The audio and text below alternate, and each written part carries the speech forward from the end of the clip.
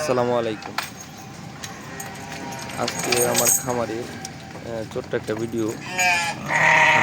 আমার খামারে আল্লাহর রহমতে বাচ্চা সহ বড় বাচ্চা, বড় ছোট মিলে সব কেটে মিলে 33টা গারল আছে।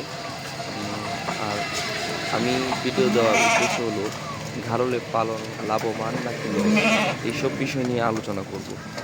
গারলের কি কি সমস্যা হয় বা গারল কিভাবে রাখতে হয়, কীরকম খাবার খাওয়াতে হয়, এইসব বিষয় নিয়ে আলোচনা করব।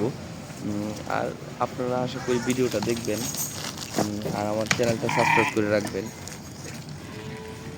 আপনারা যদি আমার ভিডিওটা দেখেন তাহলে আমি উৎসাহিত হব আরও ভিডিও আপলোড দেওয়ার জন্য। আশা করি সবাই আপনারা আমার এই ভিডিওটা দেখবেন এবং আমার চ্যানেলটা সাবস্ক্রাইব করে রাখবেন।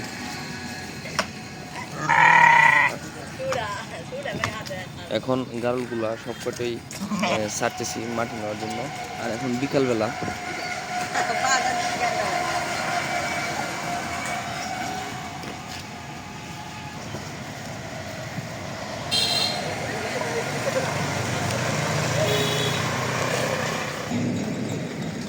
সবাইকে ধন্যবাদ আমার এই ভিডিওটা দেখার জন্য। আসসালামু আলাইকুম।